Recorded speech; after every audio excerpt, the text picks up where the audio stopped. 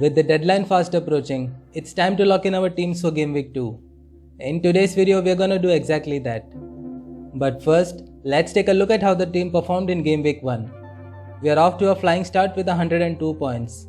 My overall rank right now is 253k. Not surprisingly, the top performers for the team were Mohamed Salah and Bruno Fernandes. Salah was my captain for the game week and he chipped in with a goal, 2 assists and 3 bonus points. Bruno Fernandes was the top performer for the game week with 20 points. That included a hat-trick and 3 bonus points. Michail Antonio's 13-point haul deserves a mention as well.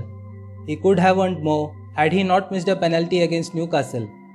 But overall, the week was a good one for the team as we overtook the game week average by more than 30 points. Let's now take a look at my team for game week 2. But before that, please take a moment and leave a like on the video. Hit subscribe if you are new on the channel and hit the bell icon to enable notifications. Robert Sanchez once again is the first choice between the sticks. Brighton's defense didn't perform as expected last week. They conceded 14 shots against Burnley, which was the 8th highest among all teams. But they have the potential to improve at home against newly promoted Watford in game week 2. Just like last week, I will once again go with 4 defenders at the back. Trent Alexander-Arnold provided 3 key passes in game week 1, the 3rd highest among defenders. A home game against Burnley could be a good chance for him to get his 2nd clean sheet of the season. Possibility of attacking returns cannot be ruled out either. Everton missed out on a clean sheet in game week 1 despite having good defensive stats. Only Chelsea conceded fewer shots than the Toffees in game week 1, while they themselves took 14 shots, which was the 8th highest in the league. Their game week 2 opponents Leeds conceded 16 shots last week. Luke Shaw could manage just 1 point in game week 1 after picking up a yellow card and failing to keep a clean sheet against Leeds United. But Shaw was a constant threat down the left flank, creating 2 chances. The fact that he takes some of the corners for the Red Devils just adds to his chances of getting attacking returns. Tsimikas deputized for the injured Andy Robertson in game week 1 and will continue to do that in the absence of the Scot. He took a fair share of set pieces as well in the game against Norwich.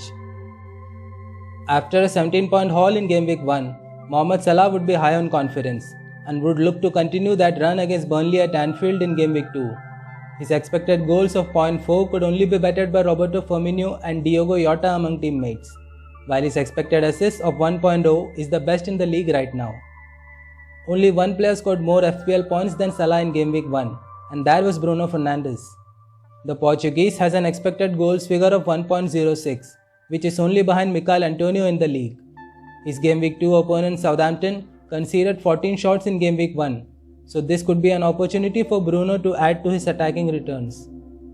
Riyad Mahrez might have blanked in game week 1, but he could have a field day against newly promoted Norwich at home in game week 2.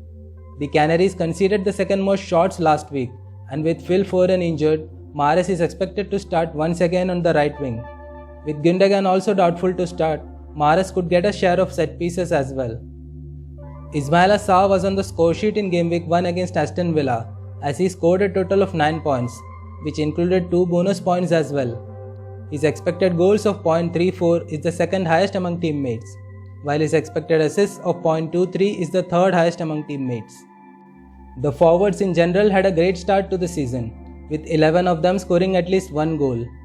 Michail Antonio was the standout among them, with a goal and 2 assists for a total of 13 points. No other player can match Antonio's expected goals figure of 1.51, while his expected assists of 0.53 is the 7th highest in the league. West Ham took 18 shots against Newcastle in game week 1, the 3rd highest among all teams, while their game week 2 opponents Leicester conceded the 5th most shots among all teams. Completing the team is Danny Ings, who scored a 97th minute penalty against Watford in game week 1. His expected goals tally of 0.76 can only be bettered by Michail Antonio among forwards. Aston Villa faced Newcastle in game week 2, a team that conceded the 3rd most shots among all teams in game week 1. On the bench for this week will be Ben Foster, Joel Veltman, Josh Brownhill and Dane Scarlett. Veltman will not feature this week as well due to COVID protocols, which leaves only Brownhill as a potential backup on the bench. As mentioned during the Game Week 1 team selection video, the plan is to bring in Son Heung-min for Game Week 3 in place of Riyad Mahrez. I will need 2 transfers to make that move, So the plan is to roll the transfer this week and make 2 moves next week. Mohamed Salah and Bruno Fernandes both have a strong case for the captain's armband this week, and a home game against Norwich makes Riyad Mahrez an enticing option as well.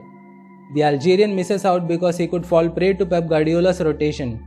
Mohamed Salah faces Burnley at home, and he doesn't have a particularly good record against them. The Egyptian has just 1 goal and 2 assists against his Game Week 2 opponents in 7 Premier League games. Bruno Fernandes, on the other hand, has 2 goals and 3 assists in 3 games against his Game Week 2 opponent Southampton.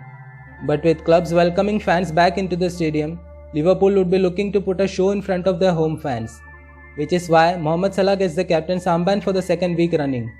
I might change my mind on this one though, so please stay tuned for the final verdict on Twitter before the deadline.